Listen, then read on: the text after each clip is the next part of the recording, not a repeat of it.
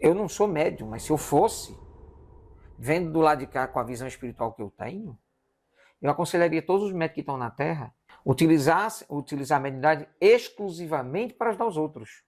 Como é que um médium pode cobrar alguma coisa se não é ele que faz? Como é que um médium psicografa um livro pode ficar com dinheiro da venda desse livro? Não faz nenhum sentido. Para mim, não faz, sou espírito.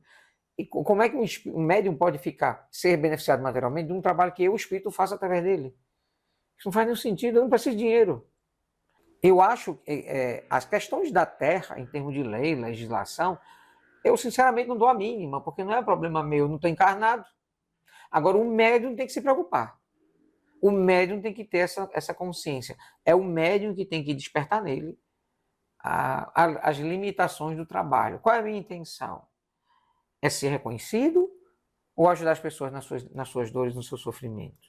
Se aqui na Terra é um hospital, uma prisão, que nós estamos cheios de limitação, mas também é uma escola, utilizemos o momento aqui atual para aprender e para evoluir, compreendendo sem revolta que essa destinação da Terra é um campo fantástico de aprendizado e de luz, que pode se tornar, obviamente, se assim desejarmos e batalharmos e criarmos condições para absorver assim, dessa maneira, é uma condição muito melhor de vida e de viver. Aí é onde está o ponto. O que está faltando é as pessoas criarem vergonha na cara de assumir os seus erros, como eu fiz, se arrepender realmente deles, como eu fiz, e assumir um compromisso de transformação, como eu fiz. E a partir desse mecanismo, desse compromisso de transformação, criar mecanismos onde eu posso olhar a lama que eu venho, os pés sujos que eu tenho, para poder não ficar lambuzando a vida dos outros. E ter o máximo de cuidado quando começar a caminhar na direção da luz que vem do Cristo. Se eu fosse um espírito mau, eu não me vestiria de demônio.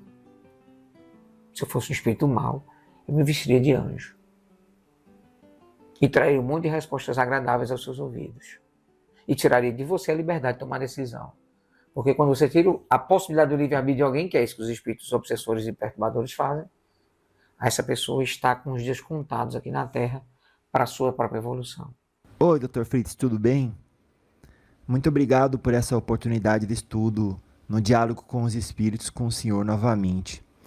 Esse diálogo, Dr. Fritz, é especial de uma maneira especial. É para aqueles que estão conhecendo o senhor hoje e que também, talvez, não tiveram a oportunidade de ler os nossos livros juntos e nem ouvir os diálogos anteriores. Então, eu gostaria que as suas respostas partissem dessa perspectiva, pensando nessas pessoas. Tudo bem? Ok. Que respostas o senhor pode nos oferecer com a pessoa que se tornou hoje, em 2025, sobre o seu atual entendimento do papel da religião para a saúde plena? O papel da religião na saúde plena. A religião é, a meu ver, uma excelente ferramenta de evolução quando sabemos usá-la em proveito da nossa própria caminhada. As religiões, elas têm nos ajudado a compreender a existência de Deus, não esse Deus homem sentado no trono, como algumas religiões pregam, mas nos fazem compreender que tudo que acontece na vida encarnada e na vida desencarnada é uma sucessão de fenômenos que não são coincidência, que na verdade podemos chamar de providência. E esse Deus que a tudo estabelece como normas inquebráveis, como regras não negociáveis, elas são e existem para nos fazer receber tudo aquilo que buscamos, que encontramos, que semeamos em forma de colheita. Então, as religiões, elas teriam, pelo menos assim deveria ser, o papel de ligar os homens, já que ao religar, que seria a palavra raiz, né, o radical de religião, seria uma forma de religar as pessoas a Deus, colocá-las em conexão com aquele que nos criou, nos fazer compreender que estamos aqui para aprender, também pela dor, mas também pela ferramenta do amor. E nos enviou um espírito extremamente elevado, o mais elevado que já pôs os pés aqui na Terra, para nos ensinar que esse amor e esse perdão incondicional que devemos ter em nosso coração deve ser algo constante em nossas vidas.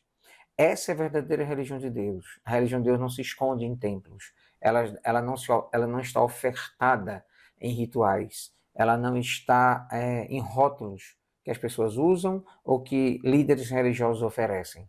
Religiosidade ou religião é, na verdade, uma capacidade que cada ser humano tem de achar um caminho para a sua própria evolução. Muito obrigado. Cada vez mais cresce o número de pessoas duvidando se devem buscar médicos, já que a cura parece chegar muito mais rápido e fácil pelos ditos médiuns de cura que se multiplicaram nesses últimos tempos e benzedeiras. Nos dias de hoje, o Senhor incentivaria as pessoas pela força da fé, que, como elas mesmas dizem, move montanhas, a esperar a sua cura particular pela via da espiritualidade unicamente? Eu acho essa teoria um erro absurdo. A medicina material ela existe como uma ferramenta divina para a evolução do ser humano. Talvez a grande dificuldade que encontramos hoje aqui na Terra, quando vemos os nossos colegas médicos trabalhando, é o distanciamento na relação médico-paciente. Em alguns países, criou-se muita legislação protecionista para os médicos, porque muitos pacientes se utilizavam de legislações antigas para processar médicos, colocar médicos em situações difíceis, e eles foram se defendendo disso. E acabou que a medicina, apesar de ser uma profissão, está perdendo a sua essência humana. Os médicos, aos poucos, eles estão se tornando cada vez mais robotizados, né, comportamentos muito mais profissionais, e estão perdendo um pouco da humanidade dentro dessa relação que eu coloquei, médico-paciente. E talvez por essa razão, a própria acessibilidade mais fácil aos métodos de cura, aos benzedeiros, a fitoterapia, a outros tipos de movimentos alternativos, tem feito com que várias pessoas tenham procurado. Mas jamais a medicina espiritual tem como finalidade ou objetivo derrogar a função que os médicos têm na Terra, que, repito, é divina. E que, assim, eu pretendo e trabalho para isso, aproximar essa medicina material da medicina que eu pratico, que é a medicina espiritual ou a medicina intuitiva, e ajudar esses médicos a humanizar um pouco mais o seu trabalho. Então, eu não vejo como essa colocação que você faz como verdadeira. Você que é quase um médico, você já está terminando sua faculdade de medicina, você vai perceber que a medicina da faculdade ela é muito diferente da medicina da realidade. Ela impõe para os médicos duríssimas jornadas de trabalho, ela impõe para os médicos plantões sem fim, uma péssima qualidade de vida dentro dos hospitais, os médicos têm que enfrentar falta de remédio, falta de equipamento, falta disso, falta daquilo, e a responsabilidade no final sempre recai nas costas destes profissionais, não à toa. A maioria deles passa um tempo em ambiente hospitalar e fogem para seus consultórios, para lá criarem ilhas de distância, para não ter que estar em contato com toda essa balbúrdia que a medicina se tornou, infelizmente, a saúde na Terra tem se tornado. Então vejo os médicos também em sofrimento em relação a isso, muitos cheios de ideais maravilhosos quando vão para a faculdade e saem dela, se desapontam e acabam caminhando ou deixando sua profissão fluir conforme a onda, conforme o rio que os carrega. E não acho que essa é o final. Acho que os seres humanos também têm que compreender que tudo que é divino existe para o nosso adiantamento. A medicina material, a medicina espiritual também. Se trabalhássemos juntos, nós espíritos e os médicos, os resultados seriam fantásticos, seriam miraculosos, chamados assim, apesar de não ser, seriam vibrantes do ponto de vista da renovação da fé e da esperança. Então, talvez a gente precise trabalhar mais para conectar-se com essa medicina material cada vez mais e tornar as duas juntas uma só, para que no futuro a Terra possa usufruir desse benefício gigantesco que é tudo que a medicina material tem a oferecer, juntamente com tudo que a medicina espiritual também tem a oferecer. Essa questão eu vou dividir em 3. Na primeira só se o senhor concorda ou não concorda com essa frase, né? Com o dizer dessa frase. A afirmação é a seguinte: a medicina espiritual deve se ocupar apenas em resolver o que na Terra não é possível. O senhor concorda ou não concorda com essa afirmação? Discordo completamente dessa afirmação. Muito bem, vamos agora colocar 2 cenários. Uma pessoa que concorda com essa frase, que deve sim se ocupar, um espírito deve só se ocupar com aquilo que a medicina não resolve. E dela está ouvindo a gente. E ela sim incorpora. E ela sim tem mediunidade de efeitos físicos.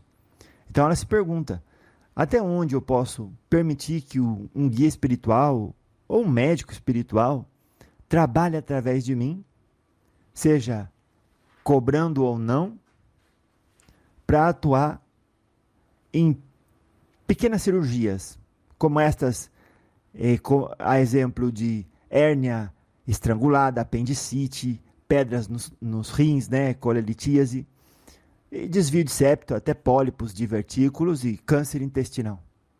Ela se pergunta ali: devo limitar? A pessoa chega, eu devo falar para ela: vai buscar o médico primeiro. Se o médico não resolve, daí tu volta. O que o senhor tem a dizer? A medicina, ela tem como finalidade, o médico tem como obrigação aliviar a dor do paciente, mesmo que o que ele apresenta seja contrária ou fora da especialidade daquele médico. Imagine que um oftalmologista esteja dentro de um avião, uma pessoa passa mal, tem um infarto do miocárdio, e ele, como médico, mas eu sou médico oftalmologista, eu não sei fazer reanimação. Sabe, seria um absurdo ele assumir essa postura. É claro que nós médicos temos que fazer para os nossos pacientes o que está ao nosso alcance. Ele não pode estar clinicando na cardiologia, ele não pode estar fazendo cirurgia cardíaca por ser um oftalmologista, mas ele pode, em uma determinada situação como essa que eu coloquei extrema, agir como médico, que é e que tem formação e conhecimento suficiente para fazer uma ressuscitação, um processo assim. Então, eu acho que o que jamais deve haver limites entre a medicina espiritual e a material? Com certeza. E esses limites estão na metodologia. Na minha opinião, os espíritos deveriam trabalhar com a metodologia especificamente espiritual. E os médicos trabalhar com a metodologia especificamente material, que é a que eles aprendem na faculdade. O médico não vai aplicar um passe em você. Mas o espírito pode fazer uma transferência de energia e lhe curar de um processo reencarnatório que você traz em forma de expiação, para que aquilo vai desenvolver uma determinada doença. O médico não tem como averiguar isso, ele não tem como olhar para o teu perispírito, ver uma mancha perispiritual que vai gerar uma dor. Então, é claro que um espírito jamais poderia se abster, vendo uma situação dessa, onde um paciente está com alguma dificuldade nesse sentido. O paciente permitiu que ele estivesse ali em contato com ele para ajudar, e o médico espiritual simplesmente virar as costas e dizer: não, isso aí não é meu problema, isso é problema dos médicos material. Então, não, é claro que não. Os médicos materiais, eles têm o seu papel, claro, limitado pela matéria, já afinal de contas, o objeto de estudo da medicina material é o corpo humano, e baseado nisso, a nossa função é complementar, ampliar esse processo. Afinal, quando os médicos atuam, eles acabam também atuando de uma forma, mesmo sem conhecimento ou sem consciência, eles vão acabar atuando de uma forma energética no corpo humano também. E é por isso que nós devemos estar lá também para ajudá-los nesse processo. A minha função como médico não é só ajudar meus pacientes, é ajudar meus pacientes e os médicos que venham a cuidar dos meus pacientes também. Eu vejo ensinar bastante no Espiritismo que a fé sem obras é remota, mas bondade sem inteligência afunda o barco, e os frutos necessariamente não serão doces, não é verdade? Então a segunda parte dessa pergunta é uma pessoa que está ouvindo e ela discorda que a medicina espiritual deve se ocupar apenas em resolver o que a Terra não resolve. Pode sim, ela fala: vem aqui, tá com dor, vem aqui. Eu resolvo tudo que o espírito bondoso que incorpora em mim falar que resolve, eu resolvo. Que não tem tempo ruim, não. Então é essa pessoa agora que vai ouvir um conselho seu. E aí entra a questão responsabilidade, né? O espírito está lá do outro lado. A lei alcança só a pessoa física e jurídica aqui. Então, se a pessoa que ouve esse diálogo discorda da frase acima e dá abertura para qualquer espírito, entre aspas, né, bondoso ali, evoluído, curar, e efetivamente, em muitos casos, a pessoa assim tem resultado, né, através da mediunidade dela, de outras pessoas ali presentes. E aí cura, desde uma gripe forte até uma, digamos ali, uma diarreia sanguinolenta, né? Então, olha para onde que eu vou com essa pergunta. Qual deveria ser, Dr. Fritz, o peso da correção policial e da lei no caso de uma morte por um médium que, pela bondade do seu coração, vai resolvendo todo mundo que der, sem qualquer tipo de filtro ali? O senhor entende que a lei humana deveria impedir aquela pessoa apenas, puni-la ou expandir esse castigo para toda forma de incorporação, sobretudo aquelas voltadas à cura? E no final, fala um pouquinho da necessidade da pessoa, e se é realmente preciso, desenvolver não só a bondade, mas também o intelecto. E o que ocorre se a pessoa não faz isso? Muito obrigado. Primeira relação do discorda ou não concorda com a questão de você ajudar a pessoa. Eu repito mais uma vez, a minha função como médico é ajudar a pessoa. A minha função como espírito é levar todo o meu conhecimento, toda a minha energia, todo o meu amor, todo o meu auxílio em forma de fluidos magnéticos, energéticos, ectoplasmáticos, mediúnicos, para que aliviar a dor da pessoa. Se essa dor vai ser aliviada ou não, já não cabe a mim. É como também, por exemplo, quantas vezes um médico da Terra fez uma cirurgia de hérnia, a hérnia volta? Faz uma cirurgia de câncer, o câncer volta. Então, nem isso, né? Faz uma cirurgia de hérnia de disco, a hérnia volta. Essas coisas, os médicos fazem o seu melhor. Mas, às vezes, a doença é a cura. Às vezes, a doença persiste porque a pessoa precisa de um envolvimento, de um amadurecimento moral que ela não vai conseguir atingir se ela não estiver doente. Porque ela não está aberta do ponto de vista moral. Bom, a outra parte da pergunta, se é que eu entendi, que eu não entendi a conexão entre uma coisa e outra. Onde é que está que um paciente vai desencarnar nas mãos do médium?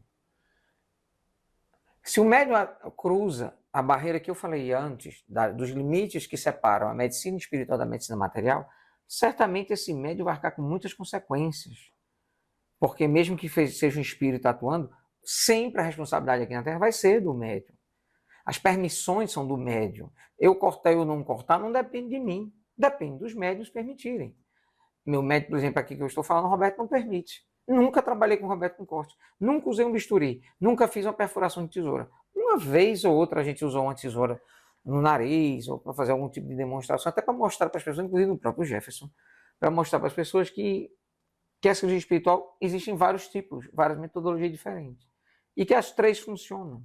Mas que nós, espíritos, precisamos nos ater à prática da mediunidade, a prática do uso da mediunidade de um médium, afastando esse médium o máximo possível do campo da medicina material, porque o médium não é médico material.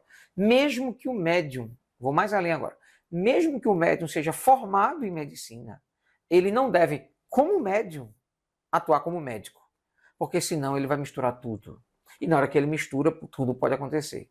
Então, é diferente de um paciente desencarnar nas mãos dos médicos dentro de um procedimento cirúrgico no hospital. E um paciente desencarnar na mão de um médico que é médium, que está fazendo uma cirurgia espiritual num ambiente como os que vocês fazem, que são em ambiente, do ponto de vista material, insalubres. Porque você não pode fazer uma cirurgia com corte, materialmente falando, mesmo sendo médico, numa quadra de esporte. Como a gente vê isso acontecendo a todo instante com médiuns que não despertaram para essa questão. Então, eu acho que as questões da Terra, em termos de lei, legislação, eu sinceramente não dou a mínima, porque não é problema meu, eu não estou encarnado. Agora, o médium tem que se preocupar. O médium tem que ter essa consciência. É o médium que tem que despertar nele as limitações do trabalho. Qual é a minha intenção? É ser reconhecido ou ajudar as pessoas nas suas dores, nos seus sofrimentos?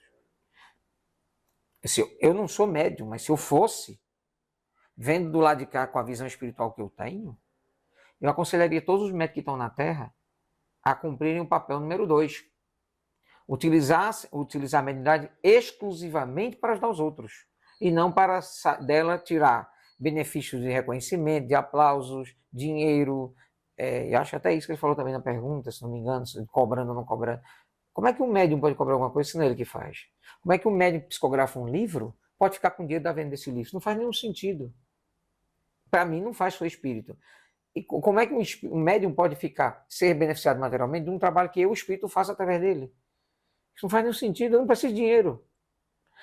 A minha instituição, Instituto Adolfo Fritz, essa precisa de dinheiro, porque ela tem contas a pagar, funcionários que trabalham em benefício da existência dessa empresa, contador, administrador, várias pessoas que cuidam disso. A pessoa que faz o transporte, que faz a compra dos materiais.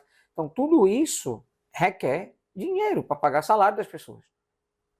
E também, obviamente, os médicos para se deslocar, passagem aérea, aluguel de carro e por aí vai. Então, não tem como fazermos um trabalho espiritual na Terra sem o advento do dinheiro. Só que esse dinheiro tem que chegar e ser usado com ética. E a ética, a meu ver, é usada no momento que você fala para as pessoas que estão doando. Primeiro, para onde vai esse dinheiro? De que forma ele está sendo usado? O que acontece quando sobrar? E aí, cabe ao médium, ou não, depende da moral e da ética de cada um, dizer para as pessoas. Esse dinheiro vai para projetos sociais, vai para ajudar pessoas. Então, é claro que toda pessoa, meu filho, e aí é um alerta importante para você, até para que você reformule melhor essa pergunta. Todas as pessoas que fazem o bem e que estão em contato com a espiritualidade do bem, elas têm uma proteção do bem. Mas não significa que elas podem perder a vigilância. Elas têm que se manter vigilantes, porque o mal é furtivo. Ele entra sem perceber. Ele não chega de forma estrambólica, ele chega bem calminho, tranquilo, às vezes uma conversa simples, de amizade, tentando seduzir. O mal é muito mais sutil do que as pessoas imaginam. Talvez, se você quiser um dia conhecer Satanás, você vai ver como deve ser uma pessoa maravilhosa e linda, ótima para se conversar, porque ele deve ser uma pessoa muito convincente, bonita. Ele deve ter tudo que materialmente você busca, porque é isso que ele vai lhe mostrar, lhe provar e vai tentar você. Se eu fosse um espírito mau, eu não me vestiria de demônio. Se eu fosse um espírito mau, eu me vestiria de anjo. E traria um monte de respostas agradáveis aos seus ouvidos. E tiraria de você a liberdade de tomar decisão. Porque quando você tira a possibilidade do livre-arbítrio de alguém, que é isso que os espíritos obsessores e perturbadores fazem, essa pessoa está com os dias contados aqui na Terra para a sua própria evolução. Então, eu realmente não me preocupo com isso. Eu espero, eu rezo sempre. E eu rezo muito pouco. Mas o pouco que eu rezo é para que os meus médiuns criem juízo. Que eles queiram o que é melhor para eles. Porque se eles não quiserem o que é melhor para eles nas escolhas que eles fizerem, são eles que vão arcar com as consequências, não eu. Eu acabo arcando por tabela, porque afinal é um a mais que eu perco. Mas eu já perdi tantos, meu filho tem tantos a ganhar, que eu não me apego muito. Eu prefiro deixar os médiuns livres para tomar as decisões em relação à mediunidade deles, em relação à ética deles, da forma como lhes convier. E no final você me pede, acho que uma mensagem sobre a questão da moralidade, as doenças e a recuperação delas. Bom, é claro que o meu trabalho, como nós já conversamos em outras oportunidades, eu já deixei claro que o meu trabalho não é curar apenas, mas atrair as pessoas para Jesus. Eu digo sempre que a verdadeira cura não se encontra na ausência da dor. A verdadeira cura, muitas vezes a cura é a dor. Então, a verdadeira cura não se encontra na ausência da dor, não se encontra na ausência da doença, na ausência de sintoma. Às vezes, a verdadeira cura se encontra num processo moral de perdão, de auto-perdão, de auto-amor, de caridade, de paciência, de bondade, que a pessoa está precisando praticar para sair do lugar comum que ela está. Quebrar a bendita da zona de conforto que todo mundo fala, mas todo mundo só gosta dela. E aí sair dessa zona de conforto aos chutes, para ter o direito de evoluir e, se não tiver o direito, conquistá-lo através do próprio esforço. Mas nem todo mundo tem essa mesma disposição que eu tenho. Espero que tenham os pacientes também, porque afinal, ser dotado de cada um de vocês, inclusive eu já passei por isso, cada um de nós passa por um processo de prestação de contas. E não é com Deus, não é com os espíritos superiores. Não vai ter um tribunal, como muita gente coloca. É, na verdade, um processo de autoconsciência, de busca, a busca de paz interior, de consciência daquilo que fez, do que é e do que espera, daquilo que realizou em vida. Nos novos tempos, vemos muito pouco noticiado o que parece uma pandemia de suicídios. A que podemos atribuir essas mortes? Pergunto para o senhor que está aí do outro lado, eu sei que também para se informar de tudo na Terra precisa direcionar o tempo a isso. Mas do que o senhor tem ouvido, né? E, principalmente, como melhor evitá-las?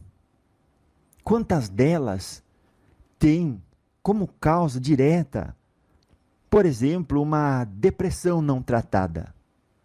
E também, nesses casos, o que podemos fazer? Ok. O suicídio é uma dor muito grande. Para mim é até difícil falar sobre ele, porque, afinal, convivi com muitos pacientes aqui no mundo espiritual onde eu vivo, que haviam desencarnado pelo suicídio. Coloquei, inclusive, um texto a respeito, num dos livros de Roberto, não lembro qual, falando sobre alguns casos, de uma forma resumida, obviamente, nada, nem objetiva, nem pessoal, mas alertando as pessoas do valor que a vida tem. Estar reencarnado é uma dádiva. O que é que leva as pessoas ao suicídio? O suicídio sempre teve na história da humanidade, e parece sim, concordo em parte com o que você diz, talvez não na intensidade que você fala, mas sim vivemos uma certa pandemia de suicídio. Eu atribuo isso a algumas coisas do mundo moderno. As facilidades, as coisas são muito fáceis, então as pessoas se acostumam com a facilidade. Elas perdem o interesse pelo que é difícil, pelo que é desafiador. E estar reencarnado é um desafio. Então, as questões espirituais, energéticas, morais, elas vão se apertando cada vez mais.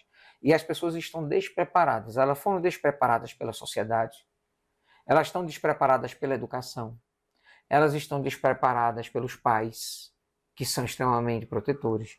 Elas estão despreparadas por um monte de situações. Quando elas se encontram com situações análogas, difíceis da vida, antagônicas, elas não sabem como reagir. É comum, Roberto me fala isso, meu médium, me disse isso algumas vezes e ele tem razão. Uma criança entra na escola por volta dos 3 anos e sai aos 18. São 15 anos de estudo. Ela não tem 2 dias de aula, 2 dias completos de aula sobre os processos emocionais de um ser humano. Ela aprende matemática, física, química, tudo isso ela aprende. Mas emoções não. Aí a pessoa fica adulta e ela não sabe identificar o que ela está sentindo. Se é um medo, se é uma tristeza, se é uma raiva, se é um ciúme, se é uma possessividade. Ela não sabe. Porque ela não foi treinada para saber sentir emoções. Ninguém chegou para ela e disse assim, olha, quando você estiver com raiva, e a raiva vier muito forte, faça tal coisa. Crie um mecanismo de controle da raiva. Nunca ninguém disse isso. E aí você vê a pessoa formada, muitas vezes um médico, um advogado, pegar uma faca, uma arma e matar alguém. No impulso, um descontrole emocional. Ou, como você mesmo coloca na sua questão, alguém comete suicídio porque não foi ensinado. Então não houve uma educação emocional. Não existe uma preocupação dos pais em ensinar os filhos a viver dentro do ambiente familiar, a lidar com as adversidades. O ambiente familiar se tornou um ambiente de facilidade. Um ambiente do eu faço, eu quero e eu posso. E quem manda aqui sou eu. Eu vejo crianças de 3, 4 anos mandando nos pais. Então, perdeu-se um pouco, na minha época então, mais ainda, estou falando de 50, 60 anos atrás, quando, mais ou menos, um pouco depois que eu cheguei no Brasil, notava a criação no Brasil extremamente disciplinadora, respeitosa. As pessoas mais velhas eram tratadas com extremo respeito, admiração e carinho. E hoje em dia não. Então a gente vê muitos jovens sendo pais e mães muito irresponsáveis, muito cedo, empurrando esses filhos para os idosos, para os avós tomar de conta, porque são irresponsáveis, porque não tem emprego, porque não tem isso, não tem aquilo. Então, a sociedade ela está dentro de um processo de alienação, de uma certa forma, e isso se reflete nesses números, meu filho, que hoje em dia não são mais divulgados porque eles são calamitosos. Eles não são divulgados porque eles são estrondosos.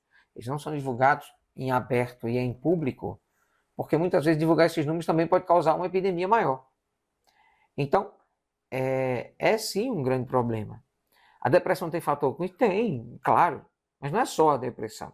Essa insatisfação, essa desmotivação de viver, que algumas pessoas entram, é muito comum porque elas preferem muitas vezes não precisar mudar. O que é que a gente pode fazer? Muito obrigado pelo esclarecimento, viu? Gostei muito. Vamos lá. Outra. Toda mudança dá medo. E o peso dos nossos erros do passado, muitas vezes, nos intimida. É como que a pessoa fica ali tolhida a praticar a caridade. Nos projeta a fazer ali meio que timidamente. Entende?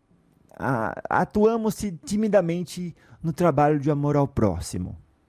Então, há sim, vamos dizer, dar exemplo aqui, um sentimento de culpa na senhora que abortou, no que contagiou outras pessoas com HIV, às vezes mesmo sem saber, nos que traíram a confiança de pessoas por dinheiro, fama, ou que têm peso na consciência por diversas outras razões. Pergunta: como o Senhor encontrou o caminho que o levou de ser uma pessoa, digamos assim, entre aspas, né, ruim, que praticava o mal, não sei se psicopaticamente, naquela época, né, até hoje, até isso, até aquilo que o Senhor se converteu hoje, né, no meu ponto de vista, o trabalhador mais dedicado entre os soldados da paz e da caridade, do Cristo redivivo. Então essa vai ser a pergunta, né? A segunda perguntinha que eu vou colocar aqui, Dr. Fritz. Qualquer um consegue, mesmo que sinta o peso de um passado que a pessoa mesma julga delituosa, se libertar daquilo e ainda nessa vida praticar o bem e a caridade? Vamos lá. Primeira coisa é quando você fala de mim, ruim, entre aspas, tire as aspas. Eu era ruim mesmo. E adorei uma coisa que você falou assim, meio psicopata. Se psicopata é não sentir remorso, não sentir emoção, eu não sentia nem um pouco nesse aspecto. E agradeço a sua colocação, que realmente eu me sinto uma pessoa muito transformada pelo meu próprio esforço e pela minha dedicação em hoje fazer o bem, apesar de manter claramente dentro do meu coração as imagens na raiz de todo o mal que eu fiz. E ele, para mim, não é de forma nenhuma algo que me carrega culpa, mas que me motiva a continuar a fazer o que eu faço. As pessoas, elas sempre acham uma desculpa para não fazer. Você quer que eu dê mais uma, além da não reencarnação? O mundo é difícil, elas não têm dinheiro, não ganham na loteria. Bom, as desculpas para não se fazer o bem são inúmeras. Mas a verdade é que todo ser humano encarnado na Terra reencarnou para ser bom consigo primeiro e com aqueles que estão ao seu alcance, que Jesus chamou de próximo. Próximo é mais próximo possível, a distância menor, aquele que está ao meu alcance. Esse é o que você tem responsabilidade. Você não é responsável pelo mundo todo, mas por aqueles que estão ao seu alcance. Então, e se você quiser ajudar mais gente, tem que aumentar esse alcance para poder ter mais próximos do que o normal. Então, são desculpas, meu filho. São desculpas muito mais esfarrapadas do que reais. Porque se você analisar qualquer pessoa que está na Terra encarnada, sem exceção, carrega consigo delitos. Delitos de outras encarnações. E então por que tem pessoas que fazem o bem? Porque essas pessoas escolheram não transformar esses delitos em culpa. Aí é onde está o ponto. O que está faltando é as pessoas criarem vergonha na cara de assumir os seus erros, como eu fiz, se arrepender realmente deles, como eu fiz, e assumir um compromisso de transformação, como eu fiz. E a partir desse mecanismo, desse compromisso de transformação, criar mecanismos onde eu posso olhar a lama que eu venho, os pés sujos que eu tenho, para poder não ficar lambuzando a vida dos outros. E ter o máximo de cuidado quando começar a caminhar na direção da luz que vem do Cristo. Então, desculpas. Se vocês estiverem precisando de algumas, podem me procurar, que eu tenho várias para dar para vocês. Agora, nenhuma delas vai tirar de vocês a responsabilidade de fazer o que tem que ser feito. Se nessa encarnação você não faz porque no passado errou, aí agora está errando de novo para na próxima se pedir desculpa novamente? Quando é que você vai sair desse círculo vicioso? Porque isso é algo que denigre o próprio princípio da reencarnação, que é o princípio de oportunidade evolutiva, que você deveria estar abraçando com unhas e dentes, como eu vejo raríssimas pessoas fazerem. Talvez para você pagar imposto, e não gritar com o seu semelhante e ser um bom vizinho, seja motivo de orgulho para você. Para mim, é patético. Para mim, o que vale é o bem em ação. É eu permitir ver um limite meu e dizer, daqui eu não consigo passar, e conseguir. E transpassar esse limite toda hora, porque o desenvolvimento humano de bondade e amor, não há limites para o amor. Pergunte a uma mãe que tenha 18 filhos, 12 filhos, 8 filhos, 3 filhos, se ela ama um menos do que os outros. Uma mãe de verdade? O amor é multiplicador. Quanto mais filha tiver, mais ela vai amar. Como tem aquelas mães que adotam 60 crianças que eu já vi. Ela reconhece até o choro de qualquer uma das 60. Porque é mãe.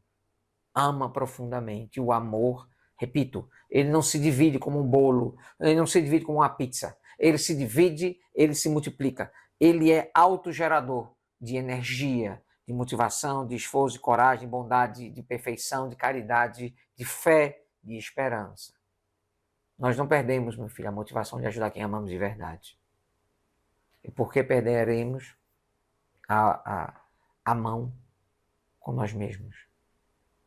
Não façam isso. Quando se sentirem desmotivados, tristes e cansados, lembrem-se que lá na frente pode ser pior. Se você hoje não começar a semear a bondade no seu coração.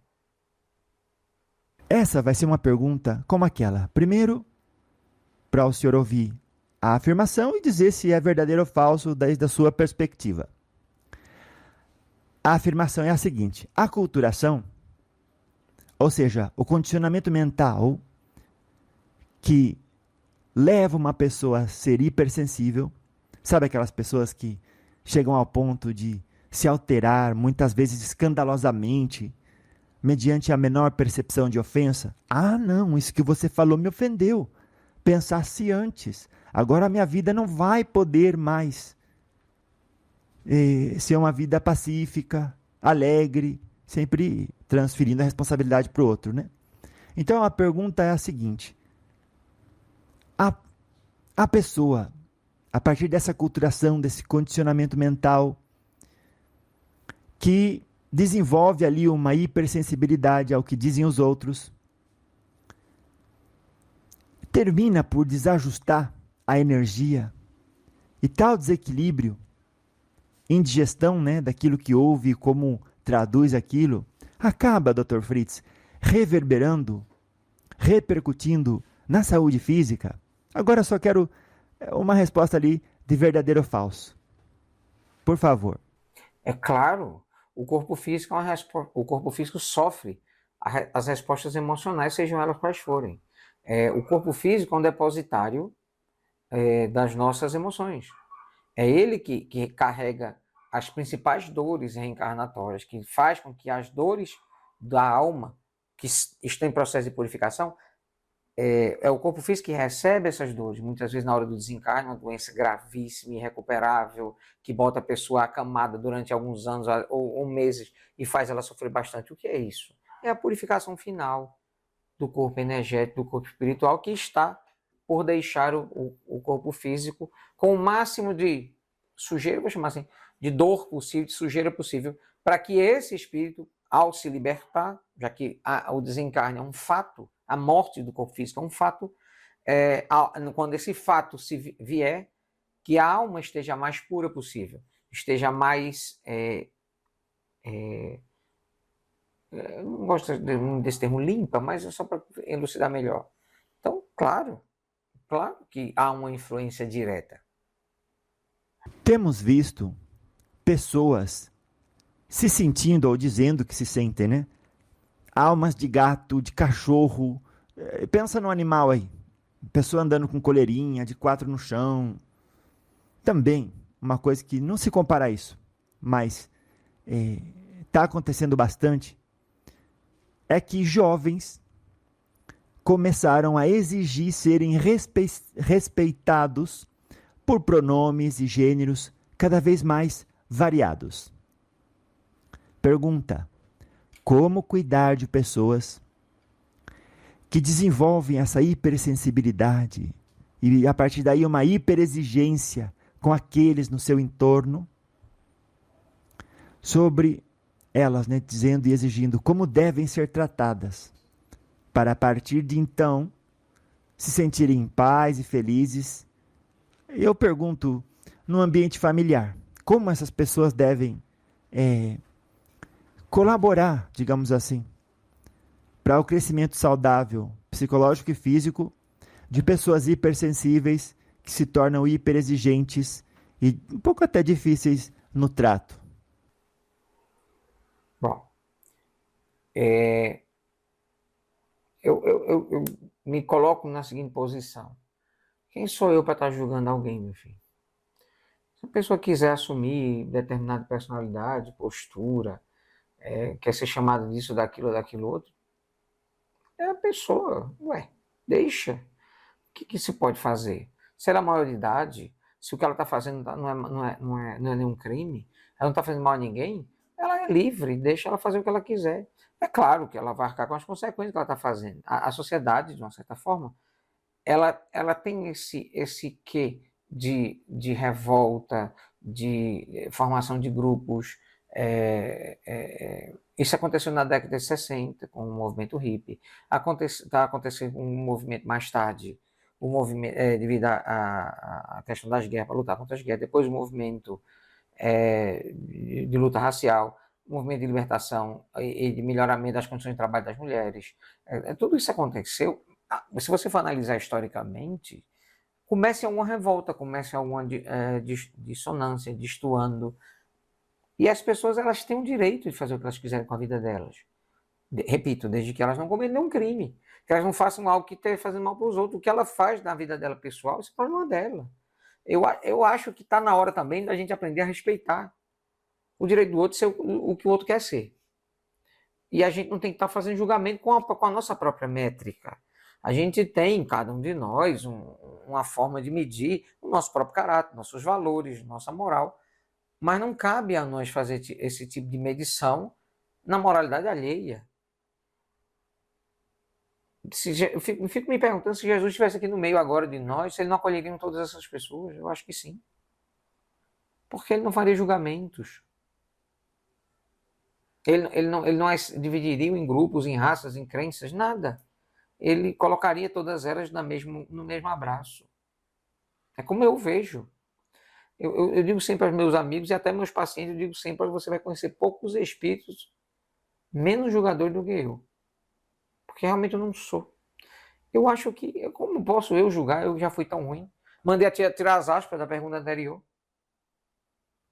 Que eu não bote aspas quando eu falar que eu era ruim, porque eu era mesmo. E quem sou eu para estar dando lição de moral A, B ou C? É claro, repito uma vez mais, talvez essas pessoas que se encontram nessa situação mereçam muito mais nosso carinho, nosso acolhimento, porque talvez elas fazem o que fazem por se sentir perdidas, desorientadas. Lembra do que eu falei na pergunta anterior sobre a educação, a criação, o mundo de facilidade que vivemos?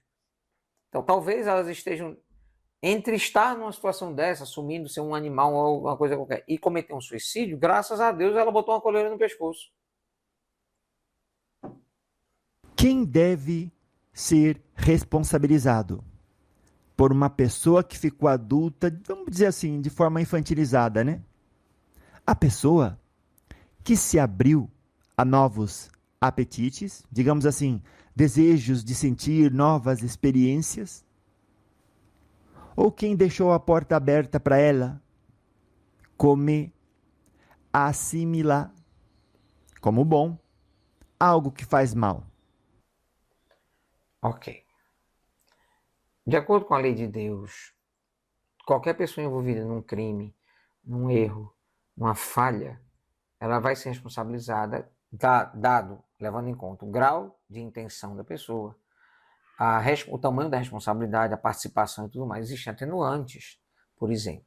Muito se fala da guerra, da morte nas guerras. Quando você mata um soldado do inimigo, que você está ali combatendo, você está atirando nele, você não sabe quem é, ele está atirando em você. Não há ódio nessa relação. Você não está atirando nele porque você não gosta dele. Você está atirando nele porque você recebeu uma ordem do seu superior e ele é o inimigo, porque ele é de outro país, ele está tentando tomar o seu e você está aqui se defendendo ao contrário. Então, é tudo isso atenuado, mas não significa que a pessoa não vai responder pelo crime de assassinato por ter tirado a vida de alguém. Então, existem atenuantes em tudo que diz respeito a esse julgamento consciencial, não é um julgamento, como eu disse, um tribunal. Né? Acredito que Deus tenha mal fazer, mas esses espíritos que erram, né, que cometem crimes, que fazem uma coisa errada, eles vão entrar em processo de pensar e repensar o que fizeram para poder se arrependerem. Foi o meu caso. Foi exatamente o que aconteceu comigo. Uma vez eu estive conversando com um amigo que entende muito dessa relação de leis de Deus e de intenção e tudo mais. E ele me lembrou um caso de um taxista que sofreu bastante na espiritualidade. Porque comumente essa pessoa levava mulheres para uma clínica de aborto para fazerem aborto.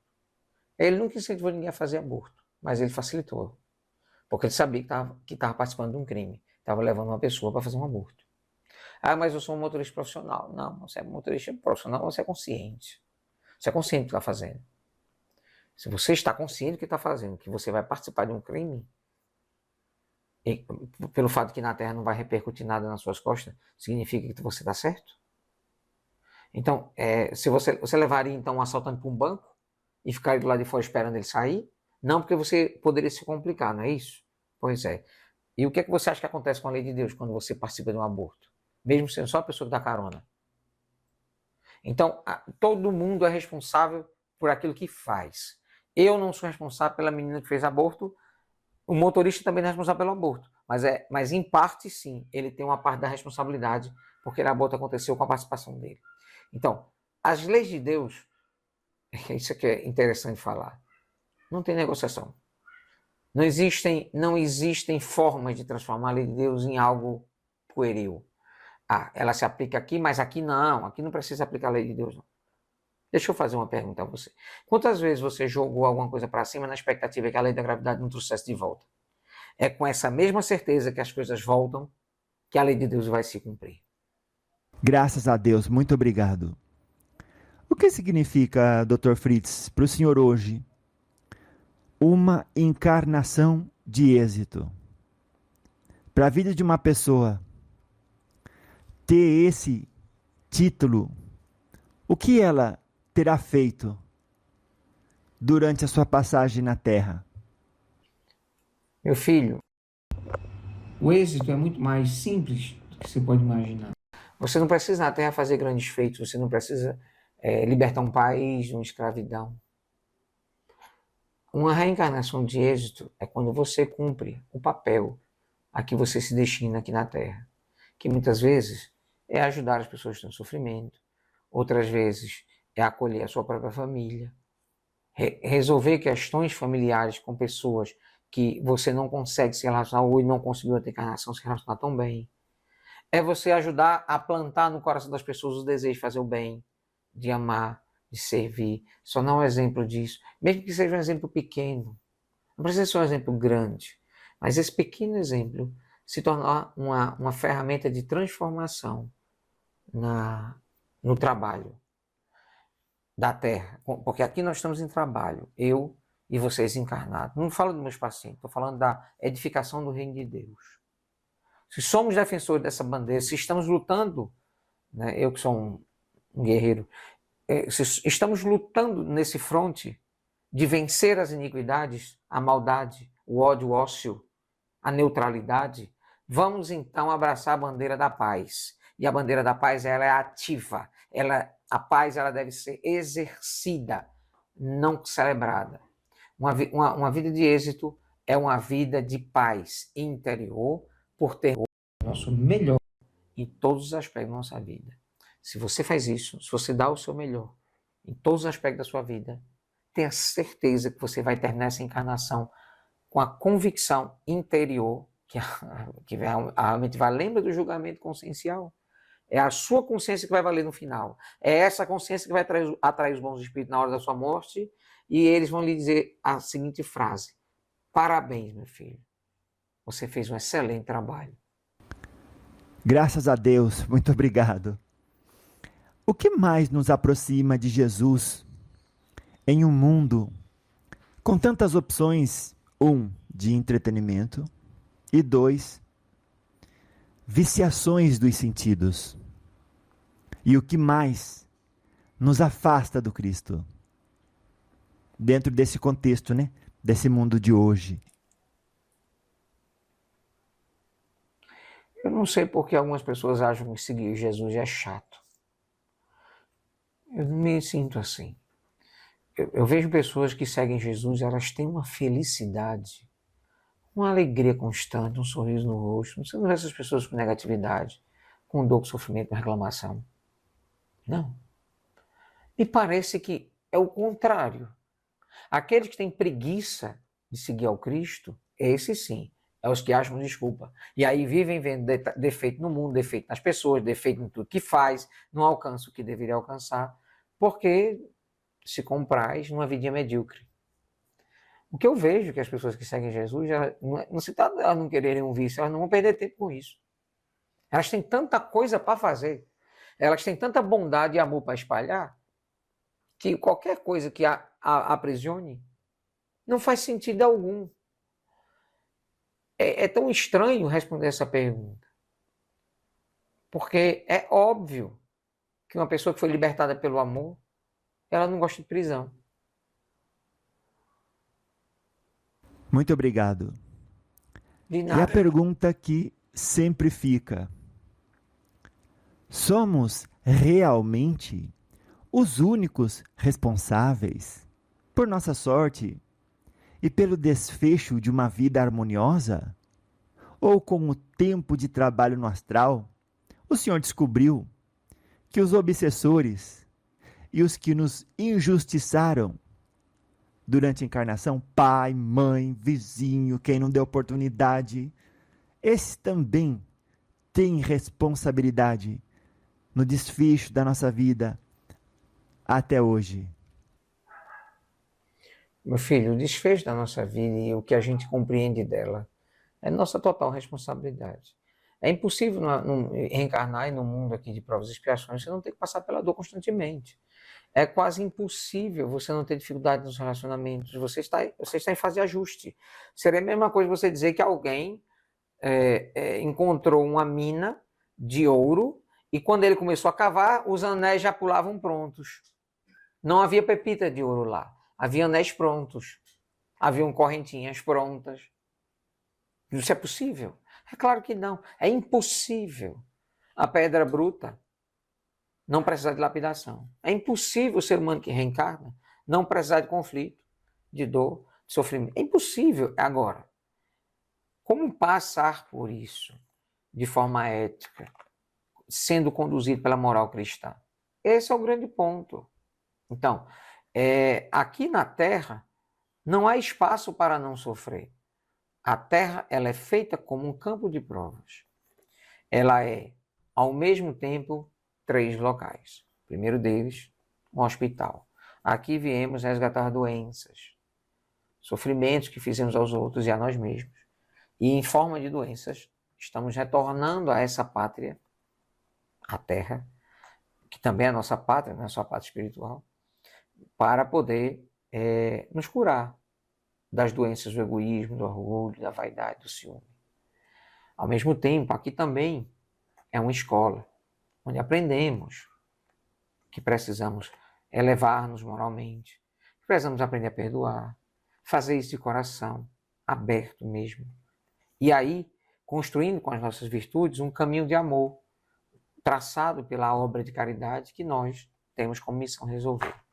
E ao mesmo tempo que aqui é uma escola e um hospital, é também uma prisão. Porque estamos presos ao passado. Estamos presos às consequências das sementes que já plantamos lá atrás. E que hoje não nos resta o resto da coisa a não ser duas. Primeiro, temos que colher o passado. Não tem como. Se você plantou ervas daninhas lá no passado, você vai colhê-las hoje. E vai ficar com fome. Mas existe uma segunda alternativa. Plantar o hoje com ervas, com plantas de amor, com plantas medicinais, com frutos saudáveis e gostosos. E que lá na frente, quando você colhê-los, a semente que você plantou se tornarão mil frutos. E você estará em abundância. Porque é isso que o Cristo nos promete.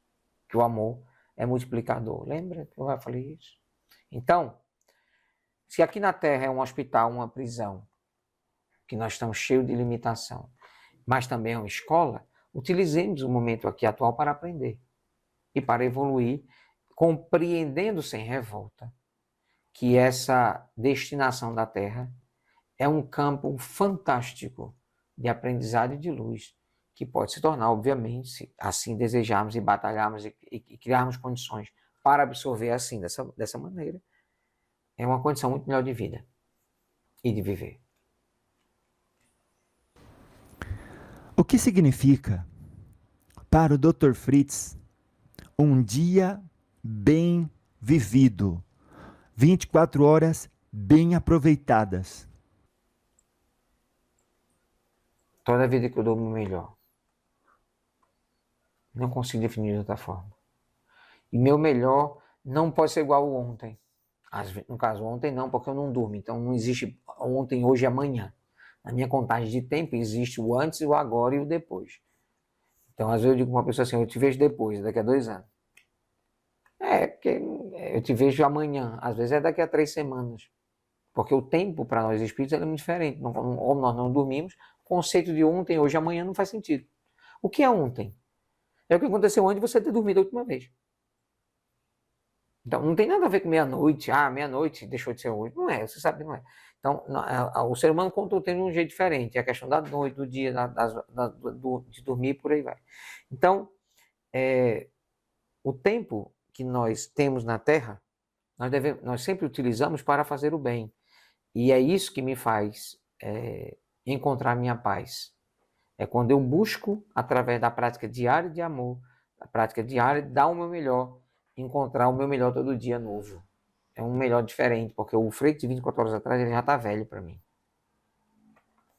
Como terminar cada ciclo que abrimos sem ceder à ansiedade de mudança de rotina que a vida parece nos impor para a gente sequer conseguir sobreviver? Então, o que eu quero saber aqui, e as pessoas que ouvem, é o seguinte.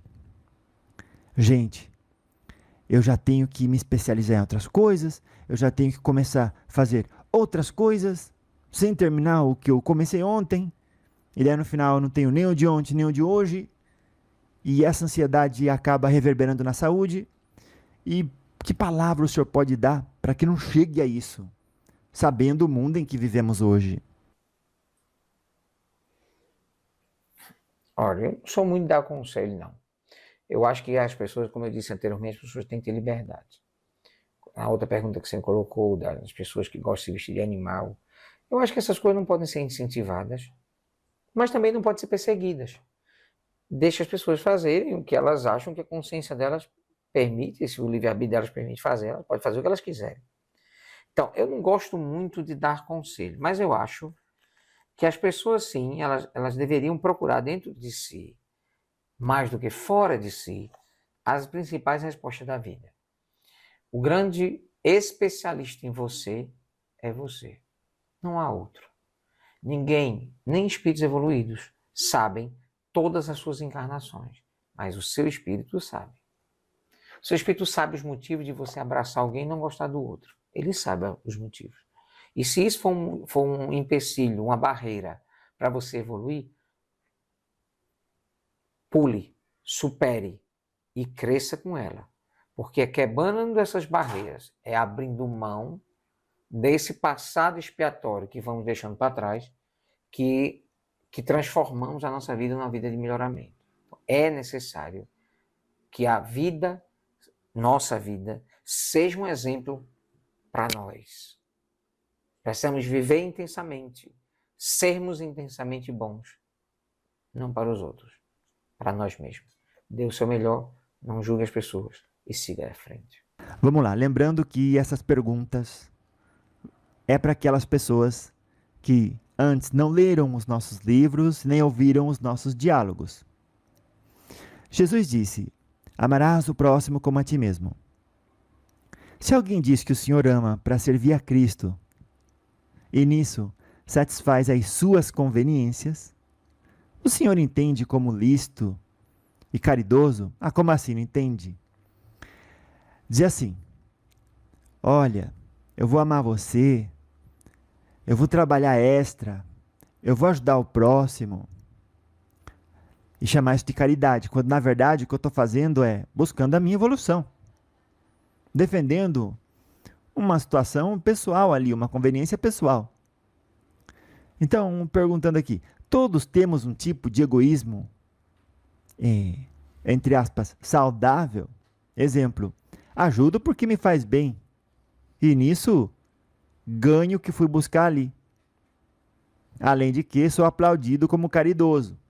O que o senhor tem a dizer?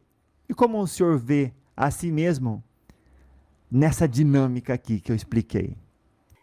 Não existe egoísmo saudável. Não existe. Não existe orgulho saudável. Não existe. Tanto orgulho quanto egoísmo, assim como ciúme. Não existe ciúme saudável. Ah, eu amo minha esposa. Não. Se você tem ciúme, não é porque você ama. Você tem ciúme porque você é possessivo. Porque você tem medo de perder o que você acredita que é seu. Então, não existe egoísmo saudável. Quando você começar a praticar caridade, ou qualquer um que esteja me ouvindo começar a praticar caridade, você vai ver o seguinte: você vai levar muito mais patada, você vai levar muito mais coisa negativa, muito mais incompreensão do que você imagina.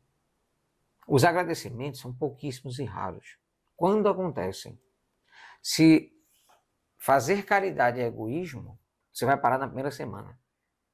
Porque você não vai aguentar. Porque você não vai receber de volta o que você acha que vai receber. Ah, eu vou fazer o bem para poder me sentir bem. Mas não vai se sentir. Porque fazer o bem só faz a gente se sentir bem quando há completo e total desinteresse. E aí, quando há desinteresse, vier agradecimento ou não, ó, pouco importa. Porque o que importa é o bem que eu faço. Apesar das dificuldades, das negações, das incompreensões, gente que você ajudou que vai cuspir na sua cara. E você vai perdoá-las e seguir fazendo o bem. E não venha com esse papo que eu estou traumatizado porque eu ajudei fulano, agora não vou ajudar ninguém. Então você nunca ajudou ninguém de verdade. Porque você sempre esperou algo em troca. E isso não é caridade. A verdadeira caridade é o amor em completa e total doação de si e de não querer absolutamente nem reconhecimento, nem um sorriso. Muitas vezes nem que a pessoa saiba que é você que está ajudando ela. Isso é caridade. Não tem absolutamente nada a ver com egoísmo. Mas a dificuldade, pegando a passagem bíblica que você fala, né, que o Cristo disse amar a Deus acima de todas as coisas, é o teu próximo como a ti. Quando ele falou isso, ele estava tentando deixar claro duas coisas. Primeiro, o benefício que é amar o próximo. Porque isso traz luzes para a tua vida. E as luzes da tua vida se tornarem um parâmetro para tu perceber o quanto tu pode fazer o bem. Então, o que o Cristo quis dizer foi o seguinte: quando amares, lembra de amar a ti mesmo. Em primeiro plano. não em um único plano, porque se fosse em um único plano, aí sim estaremos diante do egoísmo. O único plano não é amor próprio. Amor próprio é amar a mim primeiramente. E a partir desse amor próprio, desenvolver minha habilidade de amar e fazer o bem. Quanto mais nos amamos, mais temos dentro de si ferramentas para ajudar o nosso próximo. Era isso que o Cristo falava. Palavra pré-final sua. Se sua resposta para alguma das perguntas de hoje foi que evolução é mérito e não meta, ou se o senhor concorda com isso, o senhor poderia, por favor, explicar com suas palavras: evolução é mérito e não meta? Com as minhas palavras, evolução é as duas coisas. É meta e mérito. Tem uma passagem no Evangelho de vocês que é clara sobre isso, quando fala assim: ser perfeito, isso é uma meta. A perfeição é uma meta de todo mundo que segue Jesus. Porque na hora que você se vê diante de um defeito, a vontade é corrigir. Isso não é busca de perfeição? É claro que nós não criamos aqui a expectativa, vamos fazer isso em 100 anos, 500 anos. Lógico que vamos demorar muito mais tempo do que isso, mas a meta é essa. E evoluir é a meta também. Afinal, a evolução é essa correção. É a correção das nossas próprias falhas. É a gente sair do campo comum, onde nós estávamos anteriormente, a nosso melhoramento. O problema é que as pessoas querem evoluir rápido e isso não é possível. E nem de forma falsa, menos ainda, porque os espíritos não atendem à falsidade ou à mentira. Os espíritos veem vocês por dentro. E a gente, por ver vocês por dentro, a gente sabe que vocês não estão sendo verdadeiros. E que aquela mudança é extremamente estereotipada. Ela é extremamente fugaz, ela é fraca.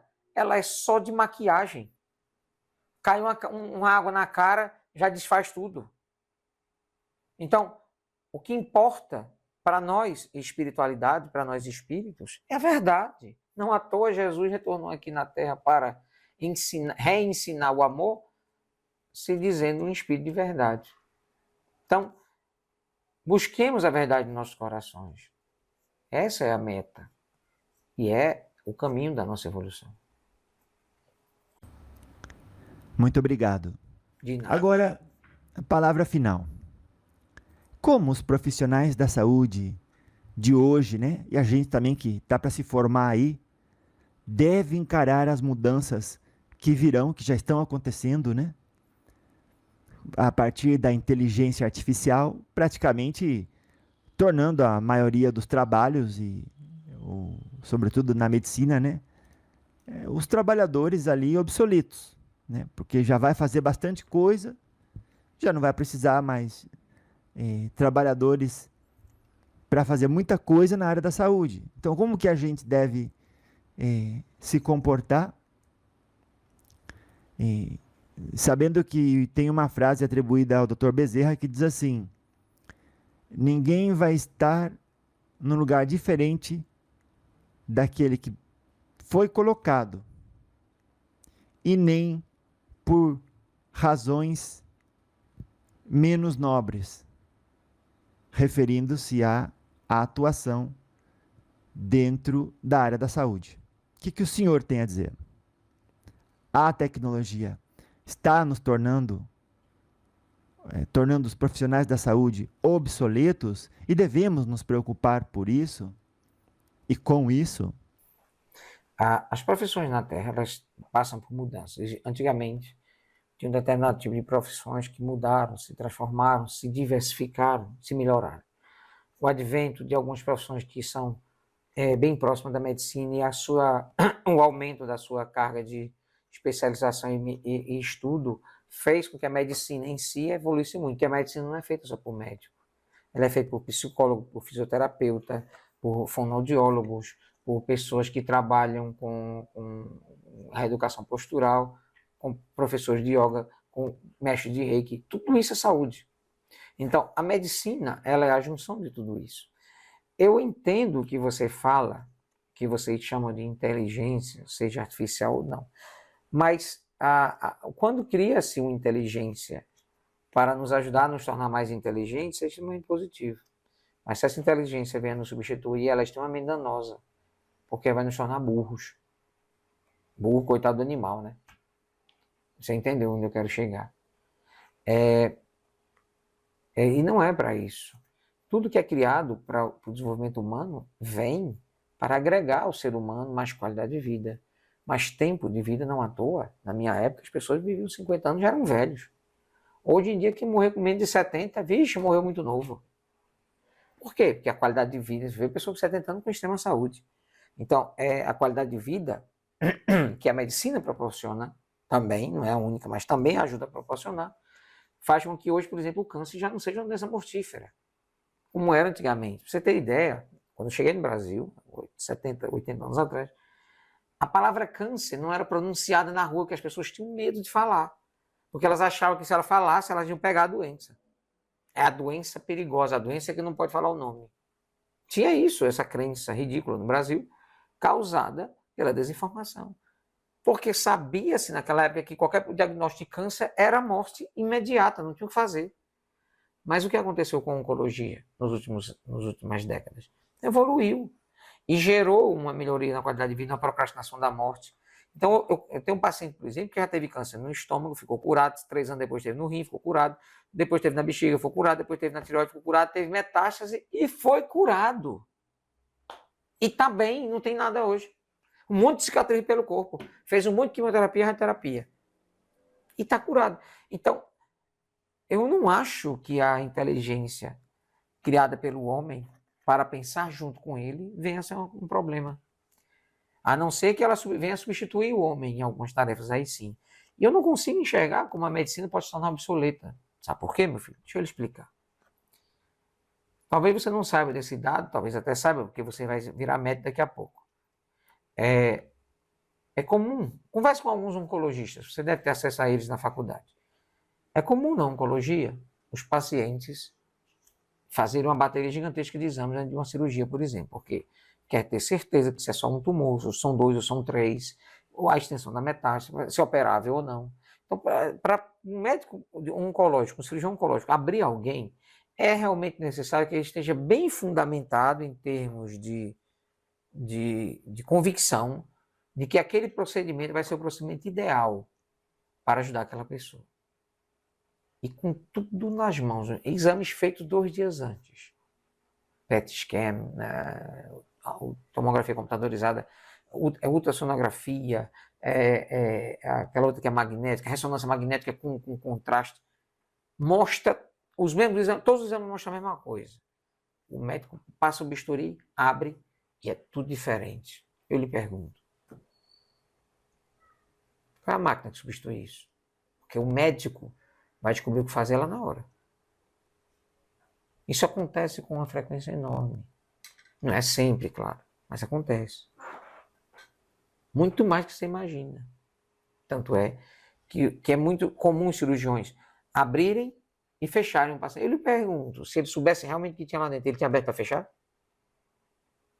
Ele tinha se arriscado a colocar a profissão dele em risco, a vida da pessoa em risco na anestesia dentro do centro cirúrgico, ocupando o espaço da pessoa que tivesse uma melhor sorte. Para abrir e fechar, para olhar o que tinha dentro, para ter certeza, porque o que ele viu que tinha dentro era muito pior do que o que os exames mostravam. Como é que esses exames não mostram tudo? Então, a tecnologia é ótima, auxilia muito, evita muitos problemas e torna a vida dos médicos muito mais fácil, mas não tem todas as respostas. A resposta humana para a medicina está no ser humano. Somos nós humanos, encarnados e desencarnados juntos, trabalhando para ajudar as pessoas com flexibilidade, amor e humildade de saber que não podemos tudo e que precisamos inclusive da tecnologia para nos ajudar não só no plano físico como no plano espiritual e trabalharmos em prol de ajudar as pessoas. É essa a nossa missão. Nós não devemos ter medo da tecnologia. Ela é a nossa aliada se a gente souber usar ela com ética. O que o senhor tem como consideração final, Dr. Fritz, que as pessoas devem levar no coração de tudo que foi dito aqui no diálogo de hoje? Eu adorei uma coisa que você falou logo no começo, quando você disse assim, Dr. Fritz, vamos fazer de conta que as pessoas nunca ouviram o senhor. E quando você botar esse vídeo em conflito com os outros antigos, que você tem meus 10 anos atrás, você vai ver que pouca coisa mudou nos meus conceitos. Você vai ver que quando você abre um evangelho ou uma Bíblia ou um livro sagrado, as palavras são as mesmas. A diferença não é no que está escrito, mas em quem está lendo. A diferença está como você está lendo. Se você lê uma passagem bíblica ou evangélica num dia, e uma semana depois você descobre que está com câncer terminal, você lê a mesma passagem bíblica, acredite, ela não vai ter a mesma repercussão dentro de você, não. Então, nós estamos levando em conta que a pessoa que foi lido, foi falado, mas também o meio ambiente, a situação, a circunstância com que aquilo foi trazido.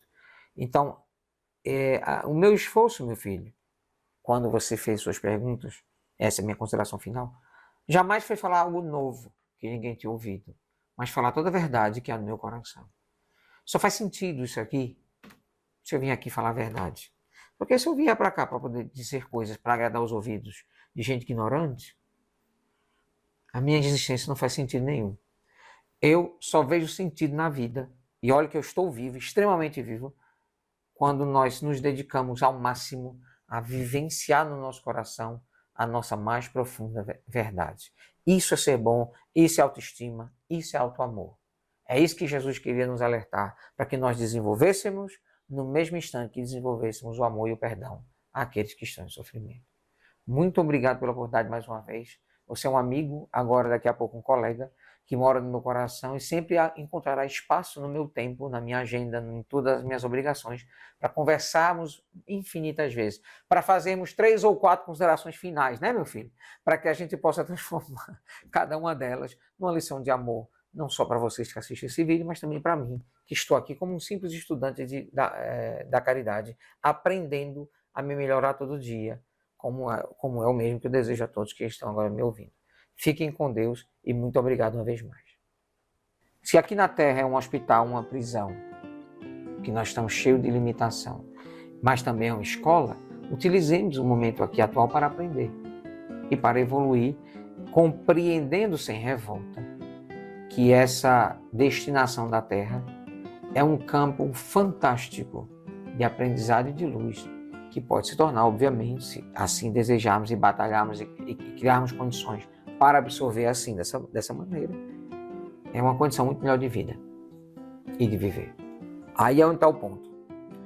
O que está faltando as pessoas criarem vergonha na cara de assumir os seus erros, como eu fiz, se arrepender realmente deles, como eu fiz, e assumir um compromisso de transformação, como eu fiz. E a partir desse mecanismo, desse compromisso de transformação, criar mecanismos onde eu posso olhar a lama que eu venho, os pés sujos que eu tenho, para poder não ficar lambuzando a vida dos outros. E ter o máximo de cuidado quando começar a caminhar na direção da luz que vem do Cristo. Se eu fosse um espírito mau, eu não me vestiria de demônio. Se eu fosse um espírito mau, eu me vestiria de anjo. E traria um monte de respostas agradáveis aos seus ouvidos. E tiraria de você a liberdade de tomar decisão. Porque quando você tira a possibilidade do livre-arbítrio de alguém, que é isso que os espíritos obsessores e perturbadores fazem, essa pessoa está com os dias contados aqui na Terra para a sua própria evolução.